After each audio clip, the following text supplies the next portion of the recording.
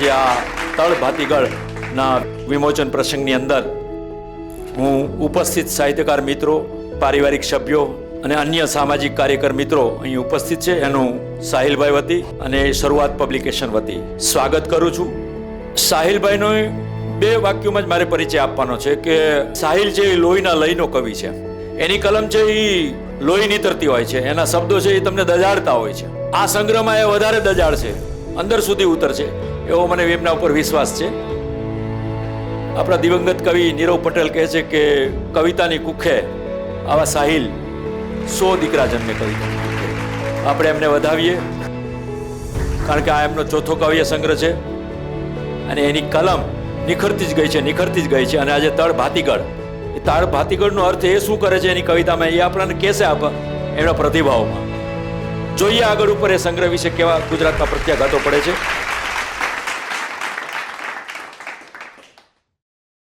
જય ભીમ કોમરેડ. આ આપણું જાણીતું અને પ્રિય સૂત્ર છે એટલું જ નહીં, પણ સાહિલભાઈની સમગ્ર કવિતાનો આ સૂર છે, જય ભીમ કોમરેડ. એટલે એક બાજુથી દલિત તત્વ છે અને બીજી બાજુથી માર્ક્સ પ્રેરિત જે દુનિયાભરના ગરીબો શોષિતોના શોષણમાંથી મુક્ત કરવાની જે હાકલ છે, એ હાકલ કોમરેડની સાથે જોડાય છે.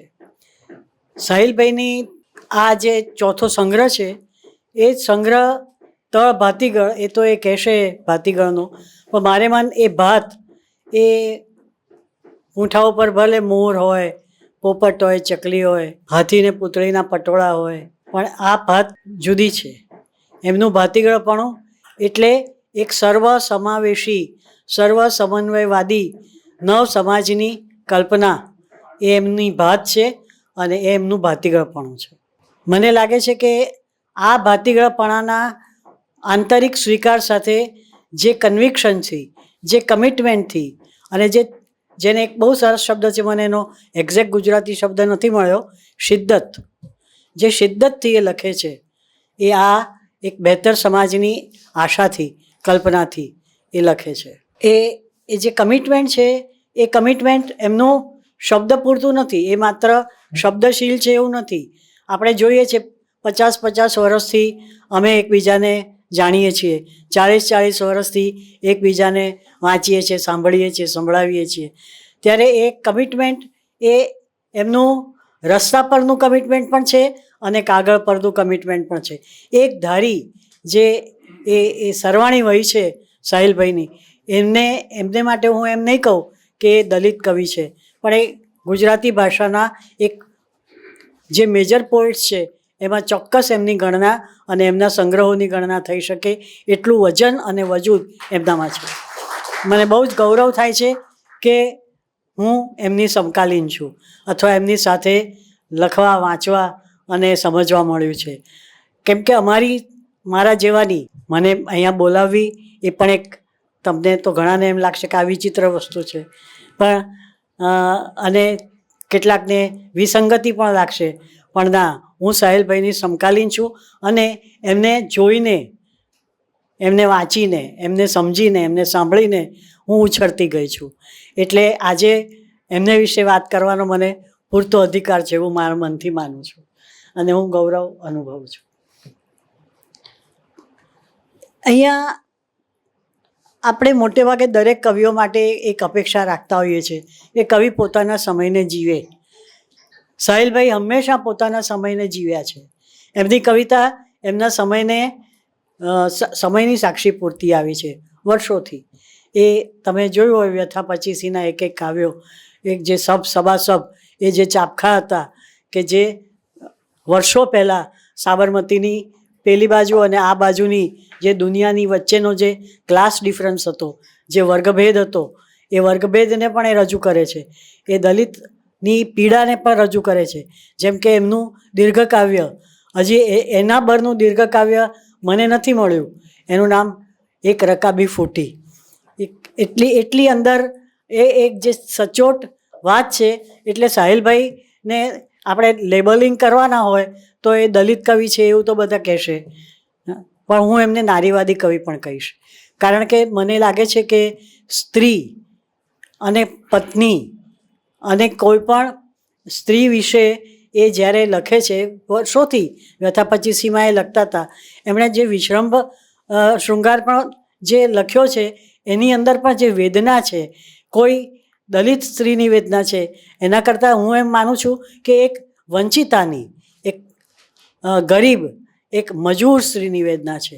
એમના માને એમણે જોયા છે, એમની આજુબાજુના બહેનોને એમણે જોયા છે. એ મજૂરના મને બરાબર યાદ આવે છે મેક્સિમ ગોર્કીની માનું પહેલું જ વાક્ય કે મજદૂરની પત્ની અને મજદૂરની માતા તે મેક્સિમ ગોર્કીની વ્લાસોવા પાવલોવના. સાહિલભાઈ માટે હું કહીશ કે મજદૂર માનો દીકરો અને પોતે મજદૂર તે સાહિલ પરમાર. એટલે એમણે શ્રમિકની જિંદગી જોઈ છે, શ્રમિકની વિટંબણા વેઠી છે. અને મને લાગે છે કે એ જે શ્રમિકોનું વિડંબન જે કેટલીક વિચારધારાઓ કરે છે એની સામે એમની કવિતા બહુ મજબૂત રીતે કલમની તલવારને તો આપણે જાણીએ છીએ, પણ કલમની ઢાલ બનીને એ એમની કવિતા આવે છે. મને લાગે છે કે એમની કવિતાના પંક્તિઓ ને એ બધું તો તમે મારા વિદ્વાન સહવક્તાઓ બધા વાત કરશે જ, એની ના નથી.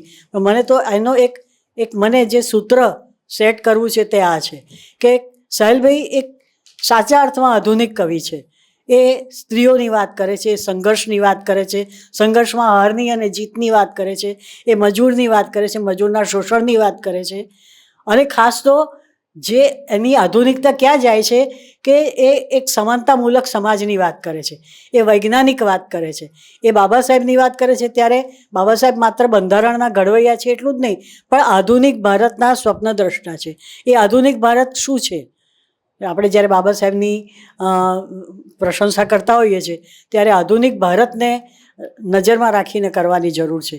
એ જે એમણે જોયું હતું અને જે એમણે કલ્પ્યું હતું, ખરેખર એમણે બંધારણ આપણા હાથમાં મૂક્યું ત્યારે જે કહ્યું હતું, જે ઉદ્ગાર કર્યા હતા, એ આપણને ખરેખર ફરીને ફરી યાદ કરવા ગમે એવા છે કે એક બહુ પુરાતનપંથી દેશના લોકોના હાથમાં હું એક આધુનિક બંધારણ ગ્રંથ મૂકી રહ્યો છું.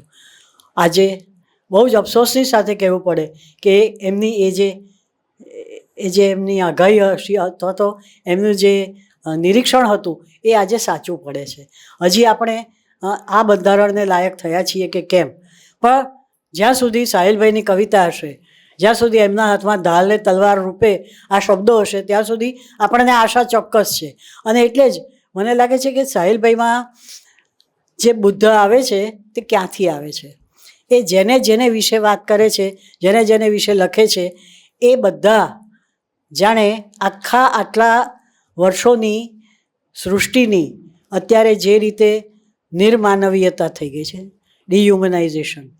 અત્યારે માણસની શોધની વાત કરી નિલેશભાઈએ, તો માણસ બનવાની કે માણસ તરીકે ટકી રહેવાની જે કટોકટી ઊભી થઈ છે એની સામે, એટલે આ નિર્માનવીયતાની સામે સાહિલભાઈની કવિતા માનવીના પ્રસ્થાપન માટે થાય છે. એ અછૂત હોય, આદિવાસી હોય, સ્ત્રીઓ હોય, મજદૂર હોય, કોઈ પણ હોય, સમાજના તદ્દન છેવાડાના માણસથી માંડીને એમણે બધાને આ નવા ભારતના કે નવી દુનિયાના સપનામાં ભાગીદાર ગણ્યા છે. માત્ર આવી આશાવાદી વાત કરી છે એમની કવિતામાં એવું નથી, પણ એ ધારદાર રીતે એ સિસ્ટમને હંમેશા ચીંધે છે, વખોડે છે. એ નેતાઓને પણ છોડતા નથી. એ મને લાગે છે ત્યાં સુધી એમણે જેટલી ધારથી, જેટલી સચોટ રીતે, અને એમના જ શબ્દોમાં કહું તો તિર્યક રીતે નહીં, મારક રીતે સિસ્ટમને જે રીતે વખોડી છે, સિસ્ટમ સામે જે પ્રહારો કર્યા છે, એ મને લાગે છે કે અત્યારના સમયમાં બહુ જ તાતી જરૂર છે એવી આ કલમ છે. એટલે સાહિલભાઈની કલમમાંથી નીકળેલા શબ્દો જુદી રીતે પણ પેલા હબીબ જાલિબને યાદ અપાવે છે કે મુઝે મંજૂર નહીં, નિઝામે ગુલિસ્તાન બદલો, મુઝે મંજૂર નહીં, કાનૂને શબિસ્તાન બદલો. કારણ કે એમની કવિતાના એક મને એક શીર્ષક બહુ બરોબર સ્પર્શી ગયું છે કે કાનૂન, આપણે એમ કે કાનૂન આંધળો છે, કાનૂન ગાંડો છે, કાનૂન તદ્દન વંધ્ય છે, અત્યારે બદલવાની વાત છે. એટલે જે બદલાવની વાત સાહિલભાઈની કવિતા કરે છે એ બદલાવ છેવટે માનવની પ્રતિસ્થાપના પુનઃ સ્થાપના માટે કરે છે. અને એટલે જ મને લાગે છે કે એ જ્યારે એમ કહે છે કે આ આઝાદી તે વળી કઈ બલા છે, હમણાં જ ફરી પાછું પણ એક એ સૂત્ર અમે ફેસબુક ઉપર એકબીજાને આપલે કરીએ છીએ કે આ આઝાદી તે વળી કઈ બલા છે. એટલે એ આઝાદી જૂઠી છે, એ આઝાદી પાંગળી છે, એ આઝાદી આંધળી છે, એને બરોબર ચીંધી બતાવે છે. અને એક સંપૂર્ણ આઝાદી માટે, સંપૂર્ણ ક્રાંતિ માટે એ આપણી સામે ઘણા જ લગભગ મને લાગે છે કે અડધી સદીથી સક્રિય છે. મેં આટલી માંડણી કરી. મને લાગે છે કે સાહિલભાઈના સંગ્રહના સ્વાગત માટે આટલું પૂરતું છે.